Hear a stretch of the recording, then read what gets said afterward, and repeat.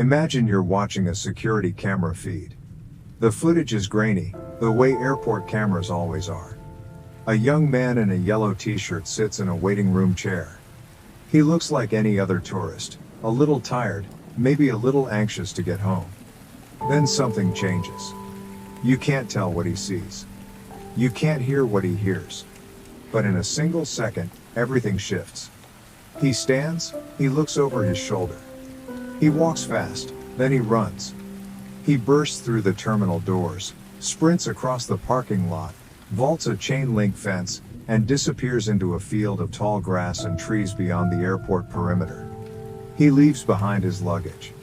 His wallet, his phone, his passport. Everything that connects a person to their identity, their home, their life.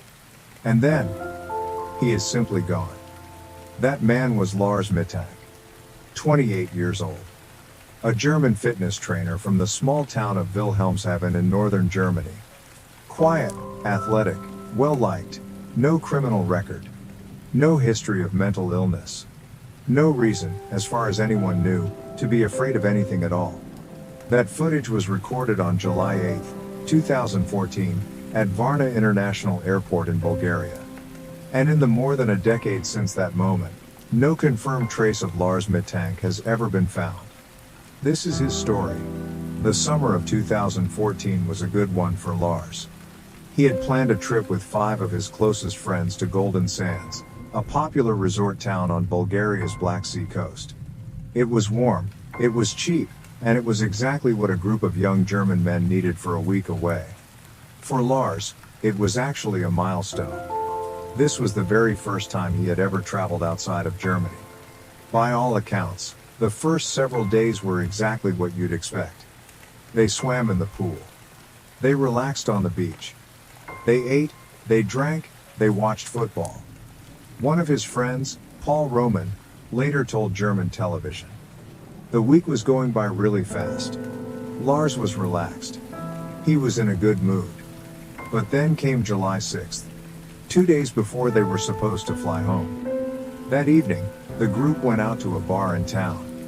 It was during the 2014 FIFA World Cup, and Germany was having a legendary run in the tournament. Lars was a supporter of the club SV Werder Bremen. At the bar, he got into an argument with a group of other German tourists, fans of Bayern Munich, a rival club. What started as the kind of heated football debate that happens in bars all over the world that summer took a darker turn when Lars separated from his friends outside a restaurant later that night. His friends went back to the resort. Lars did not come back with them. The following morning, Lars returned. He told his friends he had been beaten up, that 4 men, allegedly hired by the group from the bar, had attacked him in the night. The fight left him with an injured jaw and, more seriously, a ruptured eardrum. A local doctor examined him and gave him advice that would change everything. Do not fly.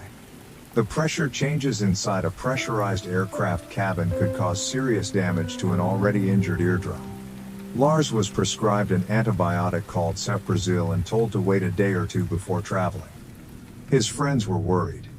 They offered to stay with him, to reschedule their flights. But Lars insisted. He told them he was fine. He told them to go home. And so, on July 7th, his friends boarded their flight back to Germany. Lars checked out of the resort, checked into a budget hotel near the airport called Hotel Kohler, and began waiting to be cleared to fly home. He was alone in a foreign country for the first time in his life. And that is when things began to unravel. The Hotel Kohler was a simple, inexpensive place. Nothing remarkable about it. Just a stopover hotel for travelers passing through Varna. Lars had one night there before catching his rescheduled flight the following day. By any reasonable expectation, he should have slept, maybe gotten some food, and made it to the airport in the morning without incident. But the security cameras in that hotel tell a different story. The footage shows Lars acting strangely almost immediately after checking in. He paced the corridors. He glanced over his shoulder repeatedly. He ducked in and out of the elevator, as though checking if someone was following him. At one point, the cameras captured him leaving the hotel at midnight, only to return hours later, in the early hours of the morning, with no explanation of where he had gone or what he had done.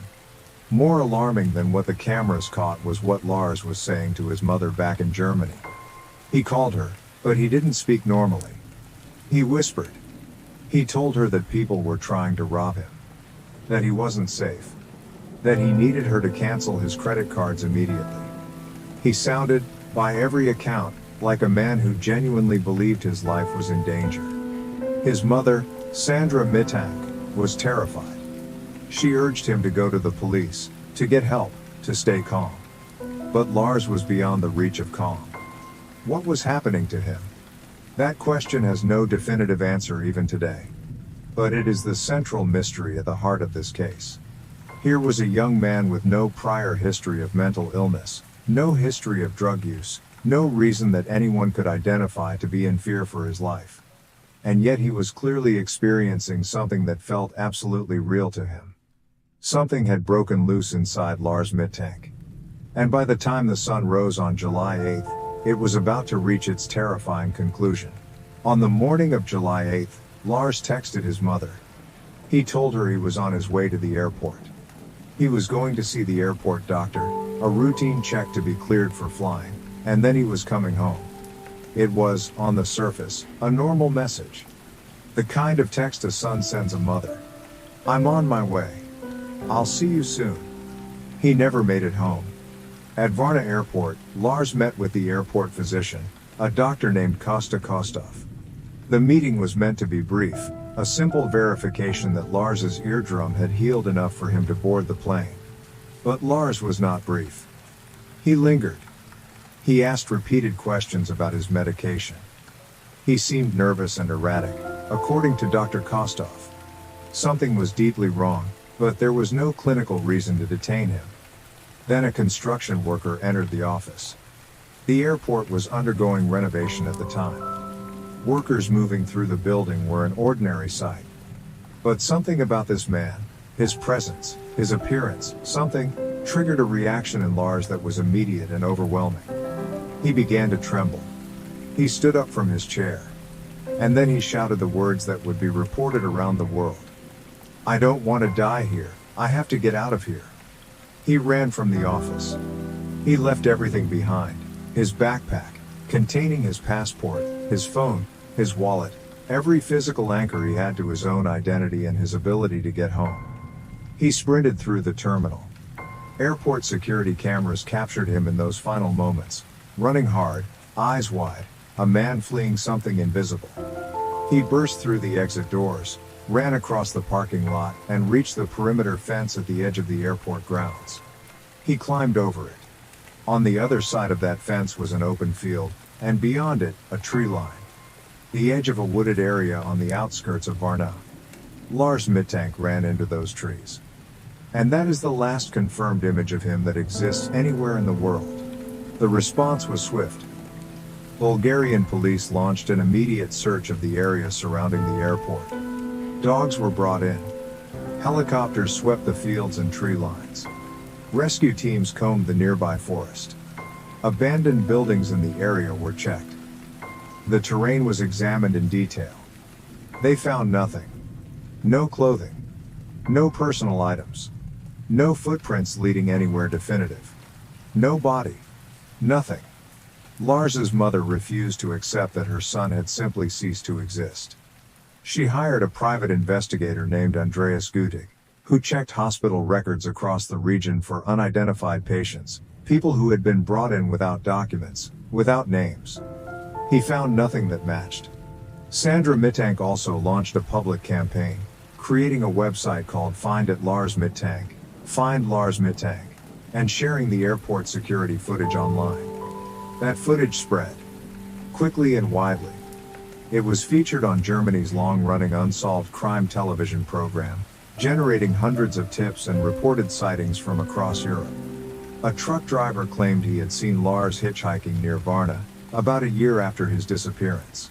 In 2019, a German truck driver said he had given a hitchhiker a ride from Dresden to a small town in Brandenburg, someone who looked like Lars. None of these sightings were ever confirmed. None led to a verified trace.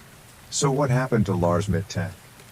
In the years since his disappearance, theories have multiplied. Some are plausible. Some are speculative. And one remains, to this day, the most medically credible explanation for what the cameras recorded. The first and most widely supported theory is that Lars suffered a psychotic break.